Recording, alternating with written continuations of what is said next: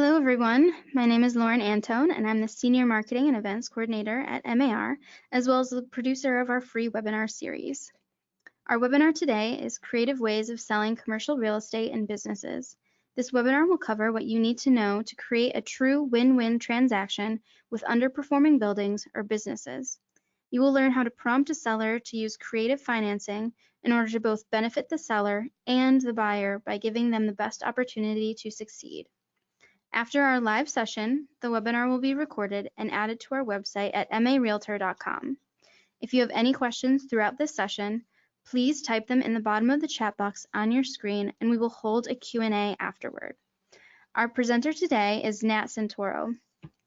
Nat has over 49 years of proven professional experience in the sale and marketing of commercial, residential, industrial properties, and businesses. He completed the Certified Commercial Investment Member designation, often called the PhD of Commercial Real Estate Education, in 1988. He also completed his GRI designation in 1978 and became a Certified General Appraiser in 1990. In order to achieve the best outcome for his clients, Nat uses a consultative approach to real estate. An in-depth discussion of the goals and capabilities of each party in the transaction results in the ability to create a win-win situation from both buyer and seller.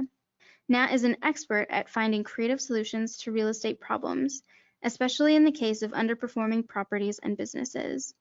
His skills enable the seller to obtain optimum value for the property while allowing the buyer to succeed as well. Now over to Nat. Hello, everyone, and welcome to the webinar.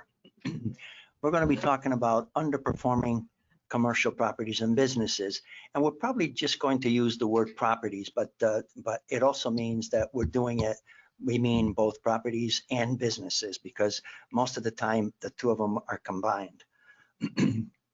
What exactly are underperforming properties? Well, they're usually properties, and there are so many ways that they're underperforming. They're usually properties that do not perform to their greatest potential. So here's a very simple way to see what it is. You have a restaurant that now is producing approximately $400,000 in gross, and a few years ago it was doing over $900,000. That's really underperforming. So as we all know, people don't usually like to pay for potential unless they can see a great upside and don't have to risk very much to start. That's where creative, usually owner financing, comes in. Owners of these properties have to be educated on the benefits of doing creative financing and why it is necessary if they want to maximize their return. When they realize their benefits, most of the time they'll buy in. I'll give you an example of one of these situations. We had a buyer who wanted to buy a building that was owned by an attorney. He had it for over 20 years, and one of the things that I asked when I had this buyer, I asked the other agent, the listing agent, I said, would your owner consider doing some creative financing on this? And he says, well, no, I really don't think so. So I said, well, why don't you ask? If we could do it for about 5 years, that would be great. He comes back, says, well, he'll only do it for 2 years. I call my buyer. My buyer says, see if you can get 3 years anyway. So I call back, and he says, oh, I don't think so. And I said, would you do it for 3 years? I said, but besides, did you explain to him the benefits to him on doing something like this? And he says, what do you mean? Well, I said, if he does this, he can save an awful lot of money on his taxes. Number one, he can do he gets a much greater return because he's going to be able to get financing. He's going to be able to get a greater return on the money. What's he going to do with his money? If he's not going to do a 1031 tax deferred exchange and he's going to put his money in the bank, this is going to get him, let's say, 4%. But it's not only 4% on the money that he's taken back. He can continue to pay his mortgage, because under most of these circumstances, we do not transfer the title. We do it like as if we call it a lease purchase option. So once he understands all of that, I said, can you explain it? He says, can you put that on paper? So I put it on paper. He calls me back after he presented it and he says, oh, absolutely. He will do it for 5 years and he likes it and he doesn't want to get paid off early. So that's how well some of these programs will really work. And what exactly is creative financing? Well, banks usually base the amount of financing that they do on what kind of income the property will produce.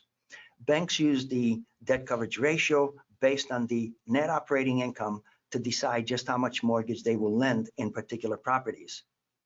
The purchase of those underperforming properties with bank financing, to purchase them, buyers have to put more money down and be willing to accept very little return on their investment, at least in the beginning. This really cuts down the number of possible buyers and makes the property harder to sell and harder to get a good price. Here's a very kind of a creative financing and the impact that it has on price. If you take the NOI, the net operating income, on a property whose income now declined to $45,000 in recent years, and until now the NOI had averaged over $120,000. That's really underperforming. So the possibility is much greater. And if you take the $45,000 and divide it by the 1.2 debt coverage ratio, you get $37,500. $37,500 divided by 12 gives you $31,225, which is the equivalent of the monthly payment that the bank will use. And they'll say, well, how much mortgage will that buy? That will buy at 5% for 20 years. It supports $473,000 debt. When you divide that by 80%, which is approximately what kind of value you can kind of generate based on what the bank is willing to give, that gives you a value of $591,000. With owner financing at 4% for 30 years, the $3,125 would support a $654,000 loan, which divided by 80% gives you a value of $818,000. These loans usually balloon at the end of a few years when buyers have brought the income up, and then they can get good owner financing. This is a simple example to demonstrate the basic concept. There is really no limit whatsoever on the ways that this can be done with owner financing, which doesn't have any restrictions actually, but it is all based on the seller's present situation and future plans. And those are the things that we need to know, most importantly. What exactly is that first meeting? What exactly is that first meeting with the owners? Well, to begin with, you have to really win their trust. And this is really something that you really need to do, because it's really, really important. You begin by telling them that you are going to ask them many, many questions, and the reasons why you're going to ask these questions. I can't tell you just how important that is, and I will tell you a little story and a little aside here of one of the first meetings that I had with a prospective seller. That was really, really what taught me to make sure that I do explain why I'm going to be doing this. This was a lady who wanted to sell her motel. So I started to ask these questions, and I'll give you the questions in a minute. I started to ask these questions, including, why do you want to sell? What are you going to do after you sell the property? What are you going to do with your money? She turned to me almost angry and said, it's none of your damn business. So I immediately said, well, I do this, and I started to explain all the different reasons why it is, because my knowing all of that, now I can really structure something that would be beneficial to them, make the property easier to sell, and get them a lot more money, and at the same time do something positive for the buyer. because it'll give him a better opportunity that he would understand under normal circumstances. Then, and by the way, with the lady, I said, and since your property is really underperforming, do you mind if I tell the prospects that it could be better managed and you could really increase the income? She said, absolutely. You can tell them that I really suck at this. So it was really, it turned out to be a very positive meeting after the understanding was all there. At the end of that meeting, we set up an appointment to discuss the results of analyzing the returns and give them all the different options available to them. Here's a list of the questions that we normally use, and you can see where some people may become a little defensive unless they know exactly what you're going to be telling them. We ask, why do you want to sell? What will you do after you sell? And of course, you can imagine what that is, because one of the things that is very important is that if they tell you that they're going to buy something else and they're going to reinvest their money, a good portion of all these different creative ways of selling do not apply, because in that case, they have to get all of their money and they have to put it into the other property. There's exceptions, or at least partial exceptions, where the person can really do a partial exchange and the rest of the money they can use in different ways. So what will you be buying another property or business? Obviously, that's the question that's important.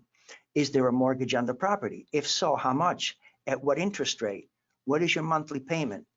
And what do you plan to do with the proceeds? All of those questions are really, really critical, because naturally, knowing all of those, you can now start to structure what they're going to do. Here's a simple straight owner financing that is very standard, and everybody's very much aware of this.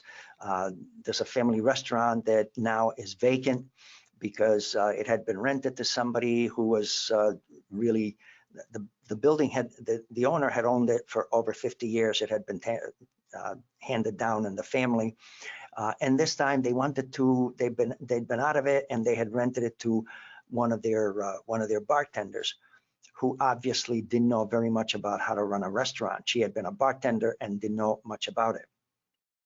So now it had been vacant, and we had a buyer who was experienced and was also a chef. He had managed a restaurant, but he had very little money, but lots of energy, and he and his wife were going to dedicate themselves to this.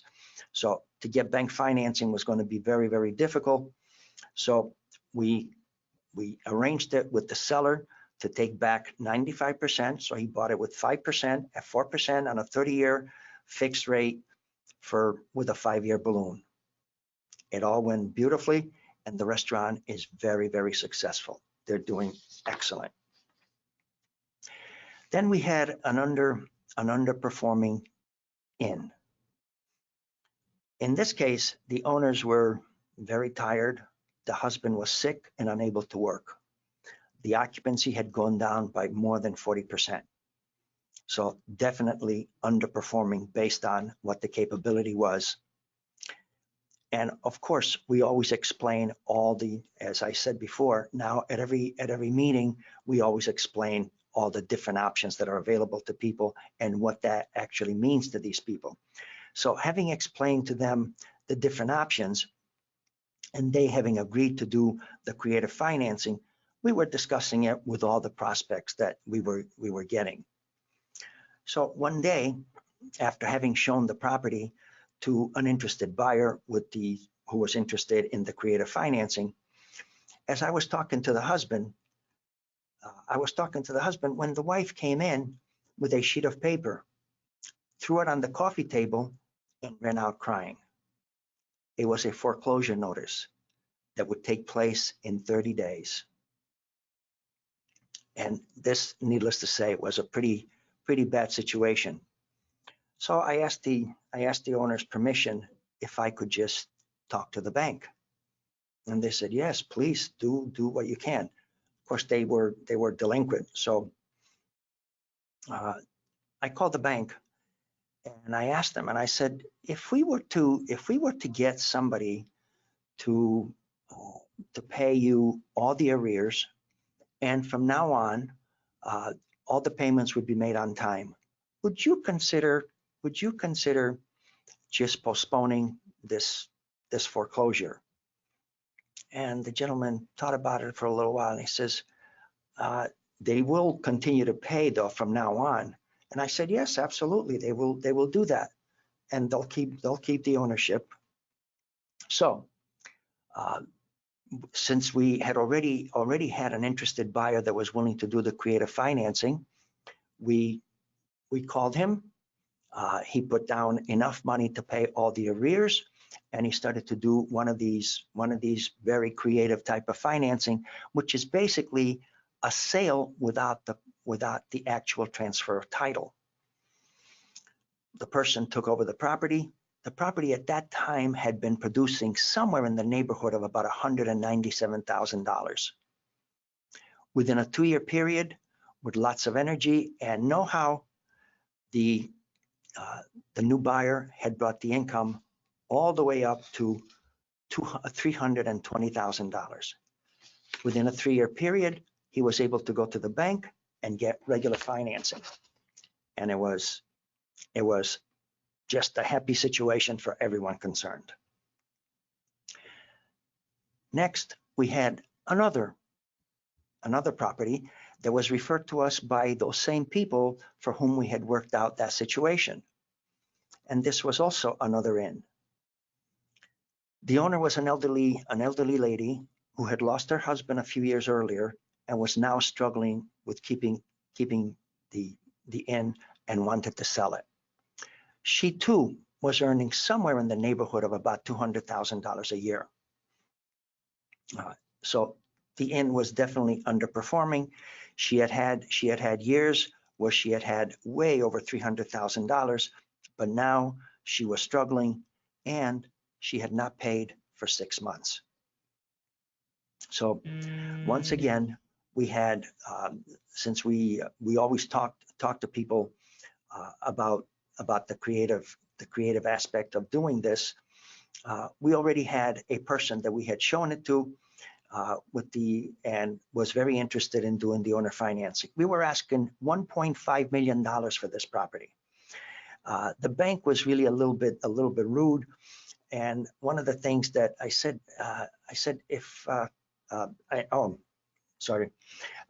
the day after we had shown it to this person, the lady called and she said, Nat, I really need to talk to you right away. As soon as I walked in the door, she hands me a piece of paper and she was crying. The property was going to be auctioned within 10 days. So once again, since we had had some success the first time with this situation, we called. I once again tried to do the same thing with this person. I called the bank and I said, if we catch up on all your payments and from now on we start to pay on time for the rest of the time, would you just forget about the auction? And the person says, no, we're not going to do that. All we need is our $700. We're going to go at the auction. We really don't care. She was rude to one of our officers, so we're not willing to do something like that. Oh, I said, so you would be that mean to an 84-year-old lady? That they said, well, that's not how it is. I said, can I talk to your supervisor? And he says, yes, of course. So I talked to the supervisor. He says, no, we're not going to do that. We're going ahead. I said, okay, can you postpone the auction for at least 3 months? We have the property listed, and I think that I can catch you up and we can get you out of that loan and you don't have to do the auction or a foreclosure. He said, okay, but not a day more than 30 days. Okay, so immediately we called the gentleman who was interested. They were ready to pay $1,400,000. But of course, we could not do this because obviously the owner could not keep the title, and we could not do one of those creative financing without the transfer of title. So what we needed to do was to get an investor, which we did just within a week. And as soon as we got the investor, uh, we were able to put the whole transaction together. The investor was going to be paying $250,000 and selling it to this person for $1,400,000 just within 3 years. And he didn't have to do anything. He was going to get his money. He was making money, cash flow right off the bat, number one, and then he was going to be making himself another $150,000. It worked out beautifully. Everybody was happy and satisfied, and nobody was hurt. This other one was another elderly gentleman, and he I had a phone call from another agent who was a friend of Evan, this 84-year-old. He had done a 1031 tax deferred exchange for this 10,000 square foot building and 2 other smaller buildings. This building was in the last 3 years of a 15-year government lease that was way under market rent. Evan had lost the tenants of the smaller building and had been unable to lease or sell them. He wanted to sell the large building. In analyzing the NOI on this building, it only showed that the building would not sell for more than $1.1 million. When analyzing all of his finances and the way he had accumulated depreciation on the buildings and everything that he had to do and the money that he was going to owe, I said, you can't sell this building. And he says, then I'm going to lose my house and I'm going to lose everything I have because I can't afford to pay anything else. He had already put all of his money in paying all this debt that he just could not afford anymore, and there were no reserves left. After reviewing all his financials, I noticed that he had a big blanket mortgage on the whole thing, and he owed close to $2 million. And the only income he had now was from this building, and this building was just not generating enough income it was not generating an income to pay even just the mortgages.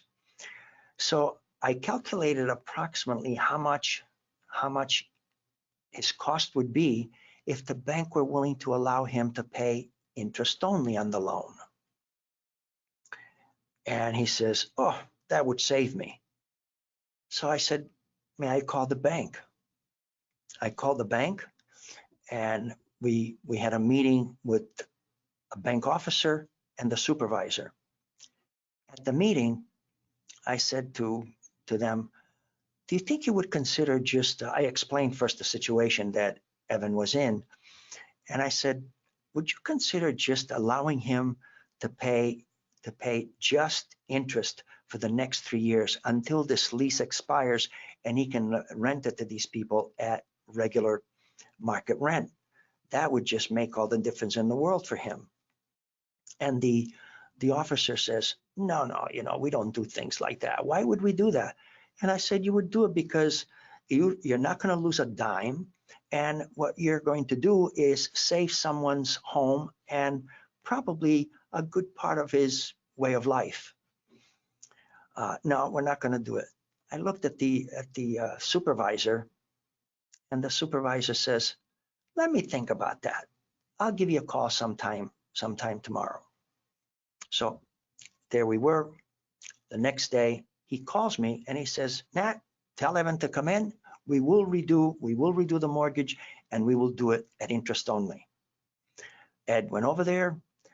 He did that for the next 3 years. As soon as the lease was renewed at the market rent, instead of $1.1 million, we sold it for $1,675,000.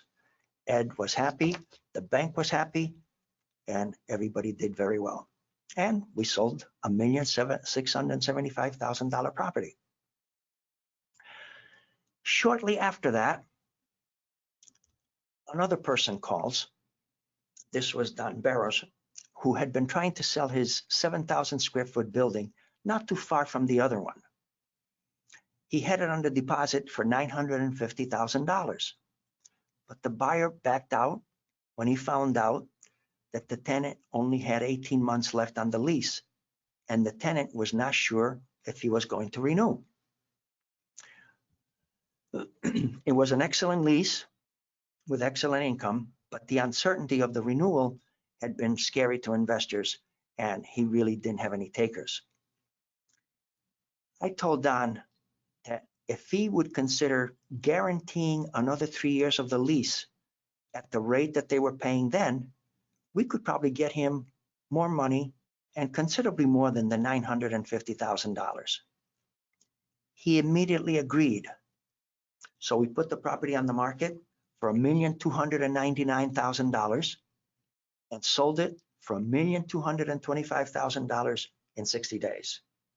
You think the owner was happy? The tenant also renewed the lease at the 3-year anniversary. Everybody, another success. Now we had a doctor who called and says, "Gee, I want to sell my practice. Can you help me?" So we have a meeting. We have a meeting in his office, and while we were discussing all the different options and the different ways of selling the building and the practice, his brother Sean comes in. He was visiting from out of state, and he wanted to listen to the discussion. And they started to tell me that the two brothers were going to sell their 9-bedroom waterfront house in just a few months, and would I take it on? Don had been using the house as the primary residence, but in the summer he would move out and the property would be rented at $13,500 a week. So Sean was the one that collected the rent and used it as an investment. And he was also, of course, depreciating it. So at this point, I began to ask the two brothers, what each one of them was going to do. Don, of course, was going to buy another house, and Sean would buy another one to rent and use it for a couple of weeks in the summer, but then rent it for the rest of the summer. We listed the house for $5 million. I started to explain the options to both of them.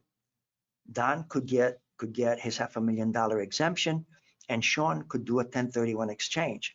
But I gave them some very strict instructions because, as most of you know, the idea of a 1031 exchange is that if you don't time it exactly right, you really can end up jeopardizing the fact that you would do the exchange. You need the 45 days to identify the property, and then within 6 months of selling the first property, you have to close on the other one.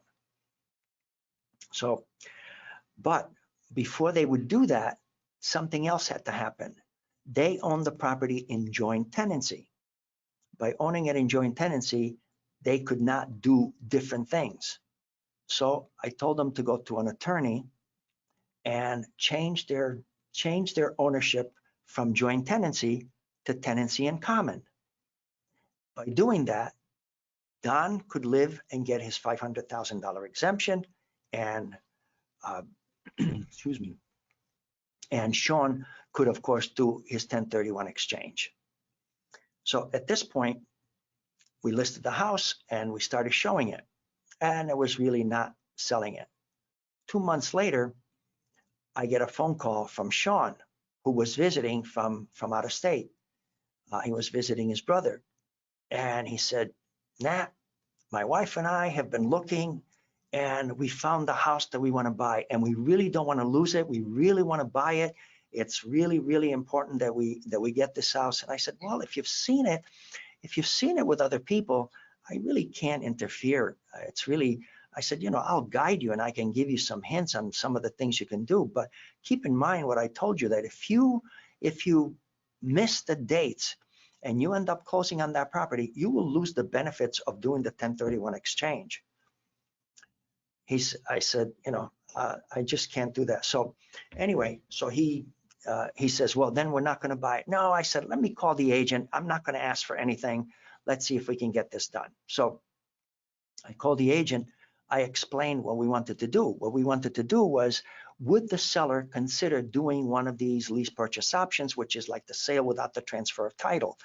That way, whenever the house sells, they can actually transfer title. And would the seller be willing to finance it and do the whole thing? She says, that's over my head. You're going to have to talk to my seller. The next day, I get an appointment with the seller and the agent, explain, and he says, well, it sounds okay to me, but it's a little over my head. Can you talk to my attorney? When talking to the attorney was ready to go. And he says, I think that's a brilliant idea. By all means, we can do that. We did it.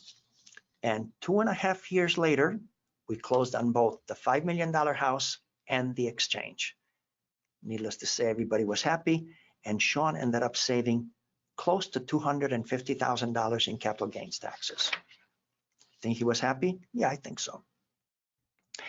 This was another situation where Beatrice, in her late 80s, had a restaurant that had been in the family for close to 50 years, and they had been asking $1,200,000 for the past 4 years. The place had been closed.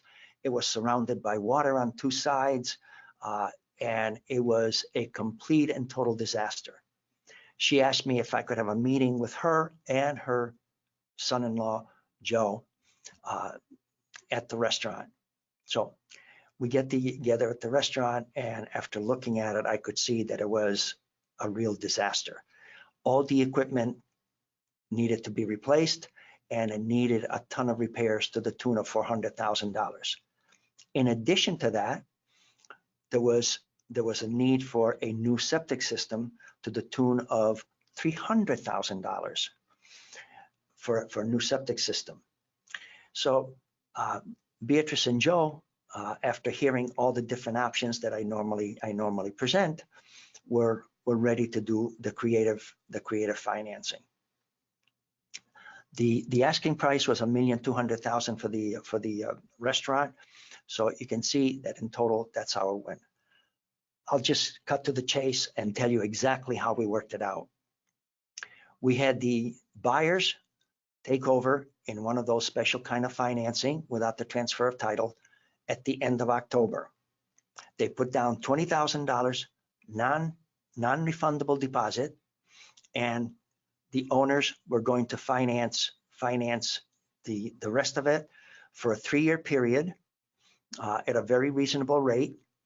And after they had done most of the work, which was done almost in March, the seller was going to pay for installing the septic system, but was also going to add it to the purchase price. That way, the buyers could use their $400,000 in for the equipment and the repairs. For people who know the restaurant, it is one of the most successful restaurants in the area. Needless to say, everyone was thrilled. The next one is another one that was a little bit more complicated. A prominent attorney, a partner in a very large law firm, called and says, someone tells me that you can sell properties in this city. May I come in and talk to you? So he comes in, he describes the properties, and they were 10 triple deckers. 5 were on one street and 5 were in another street. The 5 on Street A were all basically rented, but all in very poor condition. I'll just ad-lib this one. They were all in very poor condition, and but they were all rented. The other ones were also in very bad condition with one addition. One of them had a big sign that says condemned. So this was really quite a problem. After having seen them, the next day he calls and he says, "So, can you sell them?" He comes into the office and asks me that question. "Can you sell them?" And I said, "Well, if you're willing to do what I tell you to do, yes, I think I can sell them." He said, "There is nothing in the world that you could ask me to do that I wouldn't be willing to do to sell these properties. I have had them now for 6.5 years on the market with every company around, including myself for the last 9 months.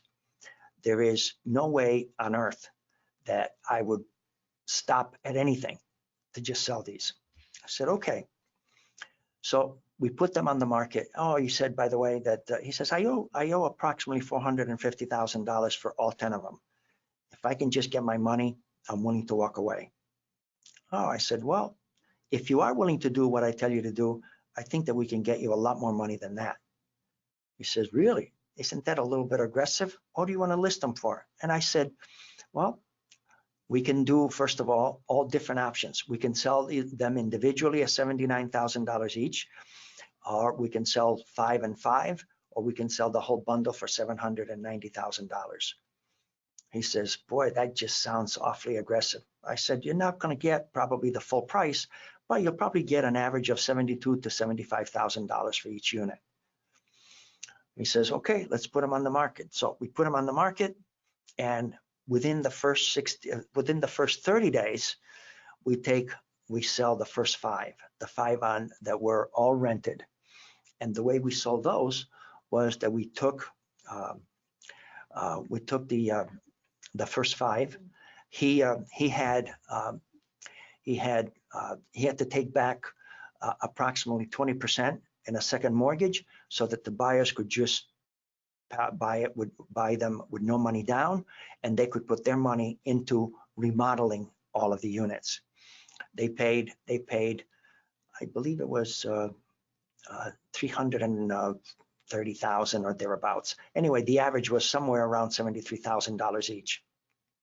So, and they were thrilled out of their mind. Then we get to the next one, and of course, having one that was condemned, naturally put a little bit of a became a little bit more difficult. So, but within 60 days, we had somebody that was very interested. And once again, I will simply get to the chase on this one. The way we put this one together was that we got the seller to turn over the title of the condemned one to these buyers. And in addition to that, we asked him to lend them $50,000 to do all the improvements. And of course, he was a little bit hesitant, especially being an attorney, you can imagine. But they immediately remodeled that unit, and now they went to the bank. That property appraised for $120,000. They refinanced it. Now they had enough money to buy all of them. And every single one of them was appraised for over $120,000 at the cost to each one of them of approximately $10,000 each. Needless to say, very, very happy people all the way around. I have to say that during the last couple of months of the condemned one and the second 5, he was getting a little bit uneasy, and he would call up, and sometimes he threatened to take the listing away. But after the closing, he saw me outside and he says, "I just want to apologize for having acted like a jerk." He says, "There's no way in the world that I would have taken that listing away from you, because I don't think that there's anybody in the world that could have sold those properties." He says, "Thank you. I will be forever grateful to you." So that was great. I know that we're running out of time, but I just wanted to say that in conclusion, there's really no limit to the number of ways that these deals can be put together. Every situation is different. Sellers and buyers have different needs and goals. We need to have a genuine interest in doing what is best for those clients. Many times people have no idea of what options are available to them. I believe that we can help them by showing them these options, even if it means telling them not to sell. And if you have to wait to get paid, in the long run, the payoff is great. As the word spreads, the referrals keep coming and coming. I just want to give you one last example, which is a little bit sensitive, or at least the situation was sensitive. I get a phone call from this doctor, and she says, "I want to sell the building that I used to have my practice in. I have had it rented now for the past 20 years." She was retired. She was in her late 80s. She says, "And I want to sell it." So needless to say, I start with all my questions, and I said, "So why do you want to sell it?" She says, "I don't want to leave it with my kids having to have to deal with the building, because if I just don't want to leave the headache with them." And I said, "Well, I have to tell you, and it's a little bit hard." I said, "But if you keep the building," she said that she only had 5 to 6 months to live. I said, "If you keep the building and you want to do something for your children," I said, "one of the things that will happen is that if you don't sell it and they inherit the property, by inheriting the property, they would get it at a stepped up basis, which means that if they sell it at that time, at the value that it has at that time, there are no capital gains and no recapture of depreciation on the properties for your children. So they end up getting a lot more money." "Oh," she says, "wow, that's really amazing." Well, okay, I'm going to check with my accountant and my attorney. The next day, she calls the accountant.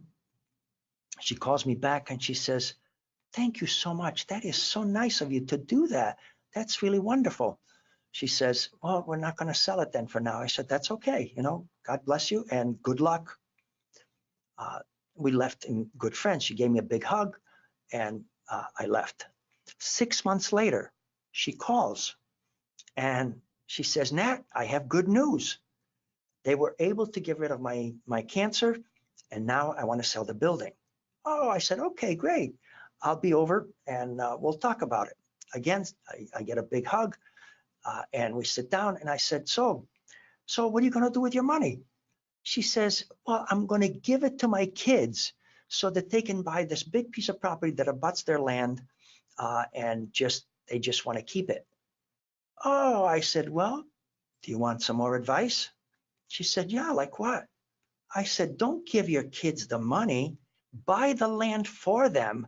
Do a 1031 exchange. You don't pay the capital gains on your property, and you can slowly start to give them a piece of the land, because as you know, you can give them about $10,000 a year worth of, and you." She says, "Oh my goodness, I can't believe that. That's fantastic." So to make a long story short, uh, about a year ago, we actually sold that property, and she bought the land in Maine for her kids. I hope this was helpful to you. Thank you all. All right, thank you so much, Nat. If you have any questions, now's the time to write them in your chat box. It looks like a lot of you are still present, so I hope you have a lot of great questions for Nat here. We have a couple questions already, so let's just get right into it. So it looks like this one's a little bit long. The question is, isn't there a fair amount of risk by taking over a business or property and not have a title or deed in your name? Do you have a sample lease purchase option template that you have used to protect your client's investment of money and time? Yes, I do. But my bosses say, "No, that's really proprietary, and we don't do it." We do consulting for people. But that is something. I have a lot of stories that I can tell, and now my bosses say, do not give away something like that. So I'm sorry about that, but thank you for asking. There's a question. It says, I have a question for the capital tax. Capital gains. When you sell a piece of property that you've owned for a long time, if this is the question, I hope sorry, that this how to avoid it. how to avoid it. Oh yeah. Well, the way you avoid it, of course, once you have this property is you avoid it if you're going to pay capital gains. If you're just going to sell the property and not do a 1031 exchange, one of the ways that you can minimize what you pay is that if you do the financing yourself or you do one of these lease purchases, the way that happens is that if you're not getting all of the money. So let's give an example that if you sell a piece of property for $1 million, you depreciated it for you depreciated $200,000 of that. Your original basis was $300,000, and you're selling it for $500,000. If your basis now is, let's say, $100,000, and you depreciated $200,000, on the $200,000 you pay 25% to the feds and 5% to the state of Massachusetts, and the capital gains is 15 and 5. So if you take a deposit of, let's say, $40,000, you pay the capital gains on that part that is taxable. You get some of that 40,000 is the return on your investment. The other 20, well, in this case, 40% of it would be, or 30% would be a recapture, and 30% would be. So you pay proportionally on the part that is recovered, part that return on investment, and part that is a capital gain. So if you do that, you only pay a little bit of each payment proportionally of all of that. So that if you take a 5-year lease, you're actually earning interest on the money that you would have paid capital gains on. So when people hear all of those things, they get pretty excited, and most of the time they're more than willing to do the creative financing. I hope that helps. On the question about, isn't it risky to do that? Well, needless to say, the document that gets done is an actual purchase and sale agreement, the way it would normally be done. And in addition to that, you have basically like a sale, but you're taking over all those responsibilities of ownership and paying as if you were owning it. You're also going to pay taxes, insurance, everything else, but you record that purchase and sale agreement, and somebody can't do it from under you. What I can tell you is that in the 45 years that I've been doing this, because I started after almost 5 years being in the business, in 45 years, we actually had 4 of them fall apart in all those years. And in every single case, the seller in that case came back and says, yeah, we want to do it. And the reason they fell apart is that if they took over a business and we're not doing great with it, that was really okay, because they didn't lose a great deal, because usually the amount of money that they put down is little. But what happens also is that as you continue to make payments, you're also building in more and more equity. However, if you don't do it, if you don't keep up with it, you end up, and you don't close on it, eventually you lose it. But you also have the opportunity to do something and buy a business or a building that you would otherwise never could dream of having. We have so many of those. We did probably over 100 of those, and with fantastic results. And yeah, take a look at our website and you see that there's some really good feedback from people that have done it. We have another question here. So to inherit a property, the kids don't need to pay a tax?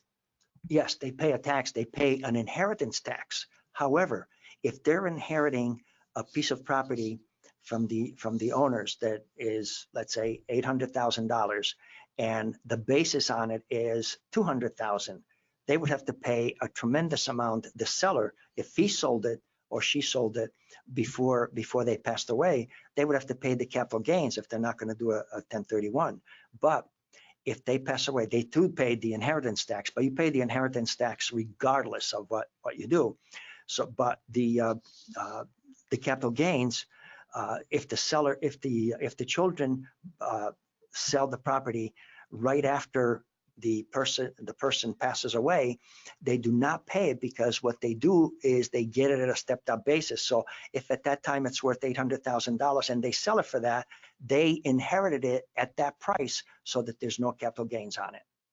So that looks like all the questions we have for today. As a reminder to everyone, this webinar has been recorded and will be available to view in the next few days on our website at marealtor.com. Thank you so much, Nat, for your presentation, and thank you to everyone for joining today. We hope to see you next time.